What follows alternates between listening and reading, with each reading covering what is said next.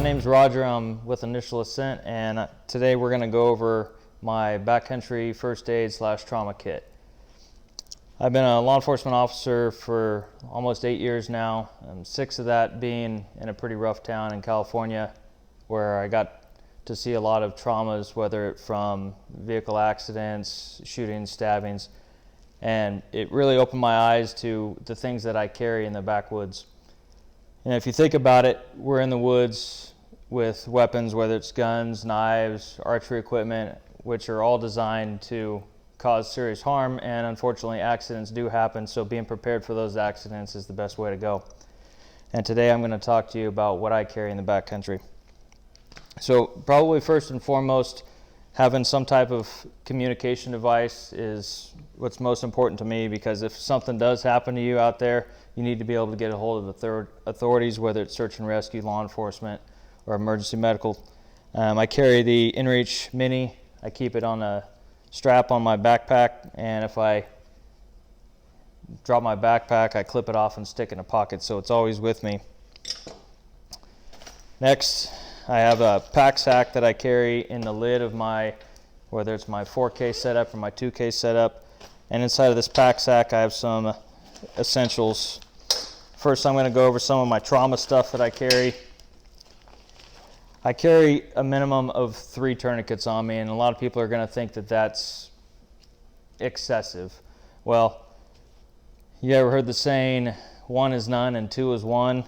A lot of the times with tourniquets and some serious hemorrhage control stuff, you're going to need to apply 2 tourniquets. So if you only have 1 tourniquet, you're going to be SOL. So I carry, this one's a ratchet tourniquet, and we're going to go over some of these in more detail later. This is another tourniquet. This is a Softy wide. I carry this in a hip belt, on a hip belt, excuse me. And then in this little trauma kit, I have vented chest seals, some Halo chest seals for some type of a punctured chest wound. You know, you fall, you ended up getting a stick into your chest cavity, and it ends up rupturing your diaphragm and your chest wall. You're going to need that to fix, really to, you're not really going to fix it, but you're going to help yourself live a little bit longer. I carry some combat gauze. This is a hemostatic agent. It's impregnated gauze with a hemostatic agent. It's used to wound pack to create blood clotting so it stops bleeding. This is a compression dressing. This is a 4-inch compression dressing. This is an Israeli bandage, as they're known. We'll go over that here in a little bit also. Inside of my little trauma kit here, I have some little essentials. Potable aqua, little aqua tabs, kind of in case stuff happens and my filter doesn't work. I got some guy line, some nitrile gloves, fire starter. I always carry a couple of these. Are like insectant bite relief swabs that you can do if you get stung by a bee or something. It'll help you with that. Some antibiotic cream. It's basically Neosporin, little single serve packets of it. Antiseptic towelettes. And then some type of allergy medication. This is basically, it's a generic Benadryl. You know, you end up getting stung by something or pricked with something out there, you're going to end up having an allergic reaction to it. You can take some of those and help you out. A little patch kit for my sleeping pad. Some Tylenol PM or Advil PM. This stuff is. It's sometimes I have a problem sleeping out there, and this kind of helps with the pain and the sleeping.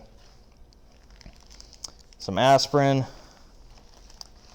and then some miscellaneous gauze patches, 2-inch, 3-inch, and 4-inch little patches. If you end up cutting yourself to the point where you're going to need to patch it up a little bit, but it's not quite enough to use your combat gauze, your Israeli bandage, or tourniquet, this is helping to stop the bleeding on that. And then I'll use either duct tape or Leuko tape or something to just kind of patch that up. Super glue, really nice. I know a lot of the times with the knives that I carry, the replaceable blade like the Havalons or the razor blade type knives, you can cut yourself without even knowing. having some super glue is really nice to patch that stuff up. I don't carry a needle and thread. I know some guys use that, but I'm not one for needles, so I don't carry that stuff. A little bit of lip balm. A lot of times when you're out there glassing on a sunny day, your lips will get really chapped. That helps, and I wrap that with some Luco tape. You can never have too much of that stuff.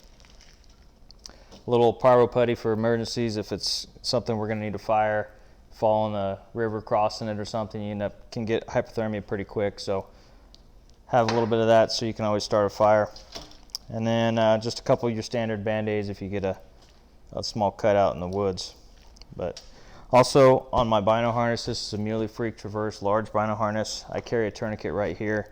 A lot of times if you're stalking in on an animal, you end up dropping your pack. I don't want all of my first aid stuff in there, so I carry a tourniquet here on the bottom. That's really easy to get to. And I know that was really designed for cell phones and firearms or handguns, but this is a pretty slick spot to keep that. But that's basically what I carry. I know it kind of varies from person to person. Some people go a little bit more minimalist, but I will carry a little bit more weight in this aspect and drop some other places just to have this and be ready out in the backwoods. One last thing I wanted to tell everybody is a lot of this first aid and the safety stuff starts even before you hit the trailhead. Before you leave, I always let a loved one know, whether it's a base maps point, whether it's just a Google area, let somebody know where you're going to be and about what time you're expected to be back, in case something happens and you don't have some type of a satellite communication and somebody needs to come looking for you. That way they know a general area where they can go looking for you. Another thing, before you leave the trailhead, if you're hunting with multiple people or somebody else, let them know where all of your first aid stuff is, either in your backpack or on your person, and vice versa. Nothing is worse than having a critical incident out there and then not knowing where somebody's stuff is to help save someone's life. So stay safe out there and good luck.